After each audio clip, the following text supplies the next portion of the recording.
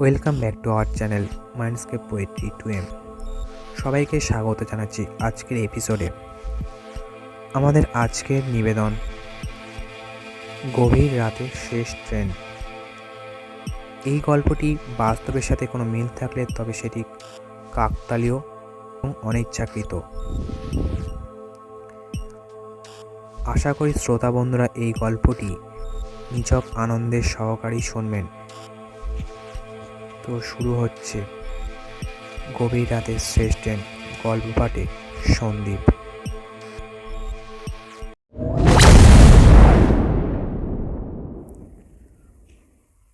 অনিন্দ স্টেশনে পৌঁছেই শুনল লাস্ট ট্রেনটার আধ ঘন্টা লেট আছে। একটু চমকে উঠল। এখানে আধ ঘন্টা মানে বাড়ি পৌঁছাতেও আরও 2 ঘন্টা দেরি। একবার ঘড়িটা দেখল, 11:30। বাড়ি পৌঁছে সব কিছু করে শুতে শুতেই ভোর হয়ে যাবে। দূর, ভালো লাগে না। প্রতিদিন রাত করে ফেরা, আবার ভোর থাকতেই বাইরে বেরোন।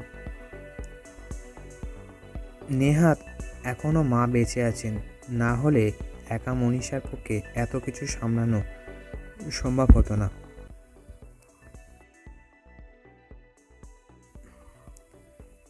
TL আবার ভীষণ রুড। কিছু বললেই উত্তর দেয়, না পারলে কাজ ছেড়ে দাও, তোমার জায়গায় আরও 3 জনকে নিয়ে নিচ্ছি। অনিন্দ আর কোনো উত্তর দিতে পারে না। এমনিতেই চাকরির বাজার খুব একটা ভালো নয়। ঘরেও বাইকের স্ট্যান্ডে ফোন করে দেরি হওয়ার খবর জানিয়ে এদিক ওদিক ঘোরাঘুরি করবার সময় 3 নম্বর থেকে 1 নম্বর প্ল্যাটফর্মের দিকে তাকিয়ে দেখে ওদিকে একটা চায়ের দোকান খোলা আছে। বাকি প্ল্যাটফর্মটা একেবারে ফাঁকা। অবশ্য এরকম অভিজ্ঞতা অনিন্দের এর আগেও বহুবার হয়েছে। অনেকবার এই রকম বিভিন্ন প্ল্যাটফর্মে শেষ ট্রেনে একেবারে একা বাড়ি ফিরেছে। একবার তো ট্রেনের ভিতর ডাকাতের পাল্লাতে পড়েছিল। বড় ব্যাগ দেখে তারা ভাবে ব্যাগে বুঝি অনেক টাকা আছে, কিন্তু ব্যাগ খুলে ওষুধের প্যাকেট দেখে তাদেরও মাথায় হাত পড়ে যায়। একজন তো বলেই ফেলে, আপনার কাছে গ্যাস অম্বলের কোন ওষুধ আছে? আমার সন্ধ্যে থেকে পেটটা ভুটভুট করছে। অনিন্দ তাকে ওষুধ দিলেও কাউকে কোনো দিন বলতে পারে না ডাকাতে তার কাছ থেকে ওষুধ চেয়ে খেয়েছে।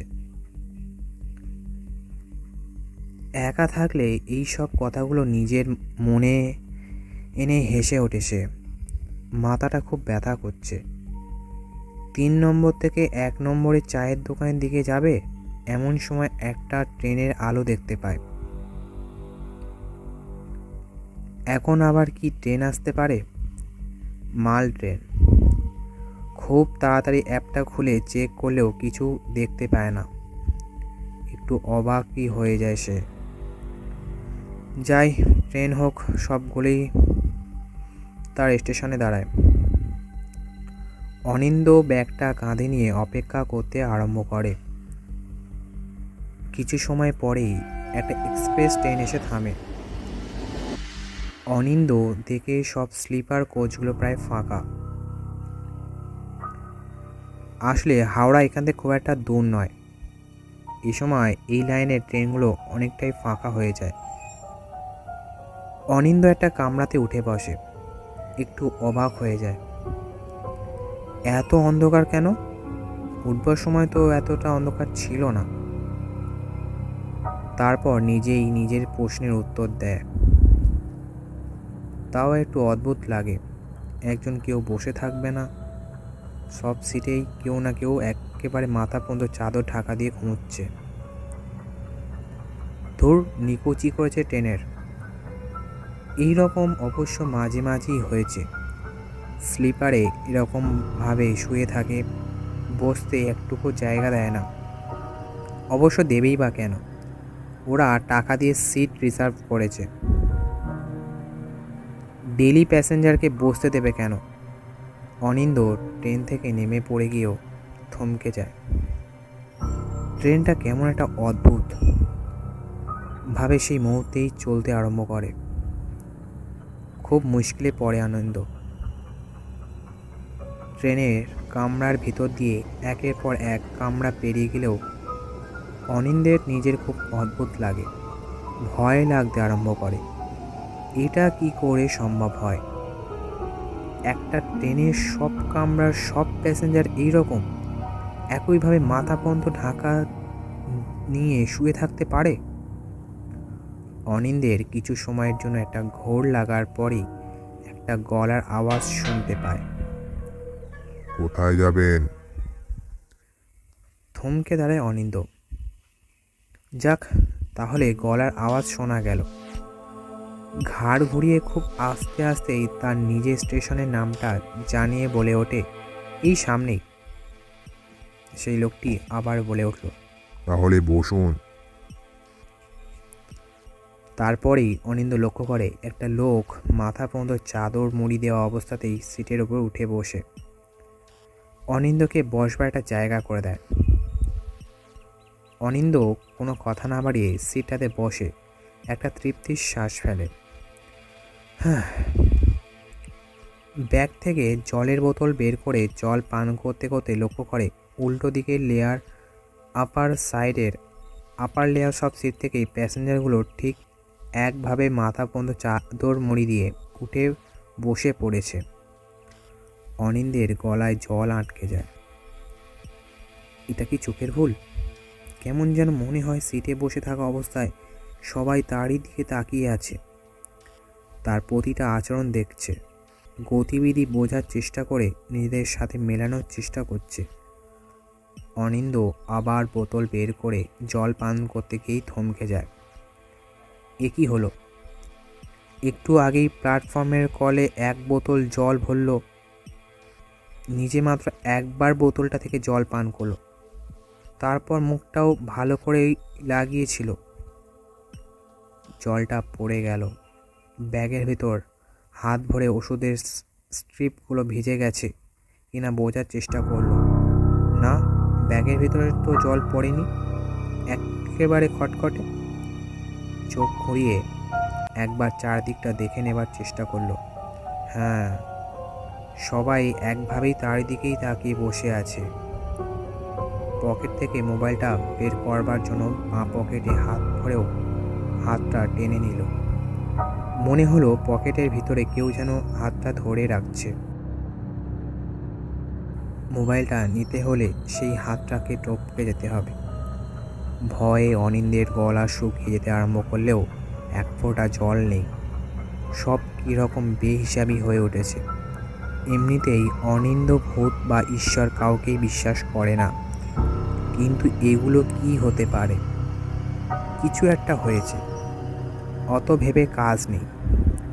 তবে আর যাই হোক, এটা কোনো অতি প্রাকৃতিক ঘটনা নয়। একদিকে ট্রেনটাও পাগলের মতো ছুটে চলেছে। বেশ কয়েকবার ডান ও বাঁদিকে চোখ রেখে স্টেশনের নাম পড়বার চেষ্টা করেছে, কিন্তু কোথায় স্টেশন, কোথায় প্ল্যাটফর্ম, চারদিকে শুধু ঘুটঘুটে অন্ধকার, আর তাকে কাটিয়ে এগিয়ে চলেছে এই ট্রেন। মোরগে যাক। অনিন্দ চোখ দুটো বন্ধ করে মাথাটা পিছন দিকে হেলিয়ে বসতেই মনে হলো নিচের থেকে পা দুটো কেউ যেন টেনে ধরেছে। পা কে টেনে ধরবে? ইঁদুর? ইঁদুর থাকলে পায়ে উঠতে পারে, কিন্তু টেনে তো ধরতে পারে না। তাহলে কি মনের ভুল? অনেক রাস্তা হাঁটাহাঁটি হয়েছে। নার্সিংহোমটাতেও 1 তলা থেকে 4 তলা বহুবার করতে হয়েছে। সেখানে পেশিতে কিছু হতে পারে, সেটাকেই হয়তো টান মনে হচ্ছে।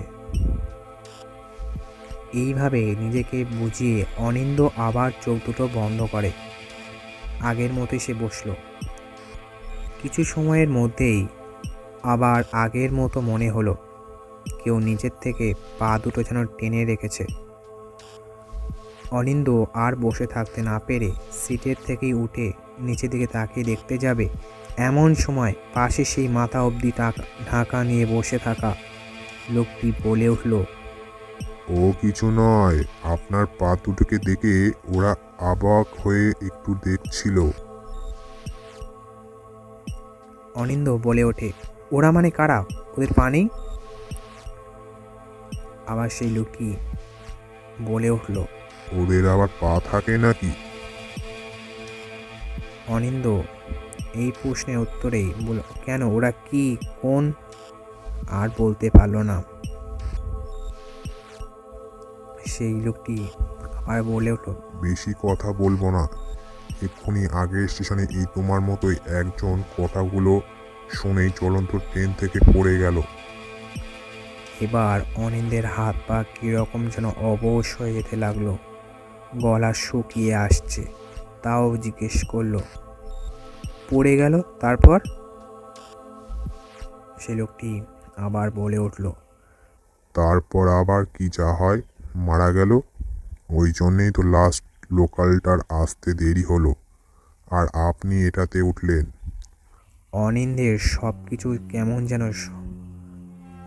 গোলমাল হয়ে যেতে আরম্ভ করলো। এই লোকটা বলে কি, লাস্ট ট্রেনের জন্য অপেক্ষা করছিল, সে কথাটা কিভাবে জানলো? আর এভাবে বলারই বা কি মানে? ভালো লাগছে না, শ্বাস প্রশ্বাস নিতে অসুবিধা হচ্ছে, ঘাম বেরোচ্ছিল, শরীর কেমন একটা অসুবিধা হচ্ছে। এদিক ওদিক তাকিয়ে দেখলো সব জানলা একেবারে বন্ধ। এরা কি সব পাগল? এই ট্রেনটা কি পাগলদের বয়ে আনছে? এই অবস্থায় সবাই মাথা থেকে পা পর্যন্ত এইরকম একটা করে বড় বড় ঢাকা চাপিয়ে শুয়ে বা বসে আছে। একবার জোরে শ্বাস নেওয়ার চেষ্টা করে বলল, জানালাটা খুলে দিন, গরম লাগছে তো। আগের ভদ্রলোকটিও এই কথাটাই বলেছিল। আমি জানালা খুলছি না দেখে নিজেই জানালা খুলতে গেলেন। বললাম, আমরা কেউ হাওয়া সহ্য করতে পারি না, শুনলেন না? নিজেই জোর করে ডান দিকের জানালাটা খুলতে গেলেন, ব্যাস তারপরেই হাওয়াতেই বাঁ দিকে পড়ে গেলেন। এবার অনিন্দ রেগে উঠল, কি বাজে কথা বলতে আরম্ভ করেছেন? হাওয়াতে একটা মানুষ কি কখনো ট্রেনের ভিতরে পড়ে যায়? মানুষ কি হাওয়া নাকি যে উড়ে যাবে? কীরকম বিচ্ছিরি একটা আওয়াজ করে ভদ্রলোক হেসে উঠলেন।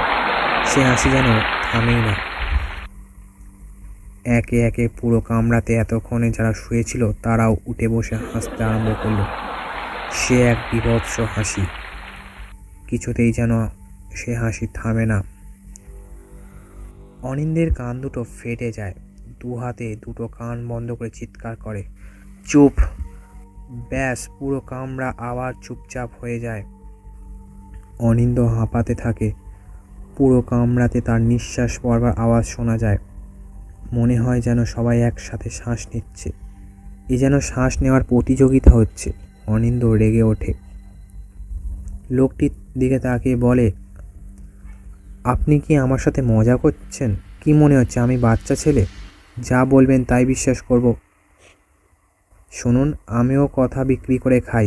বড় বড় ডাক্তাররা আমার কথাতেই কনভিন্স হয়েই কোম্পানিকে চালাচ্ছে।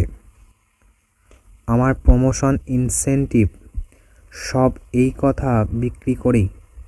আর আপনি কোথাকার এক খ্যাপা আমাকে বলছেন কিনা জানলা দিয়ে একটা আস্ত মানুষ উড়ে চলে গেল। ওসব বাজে বকা ছাড়ুন।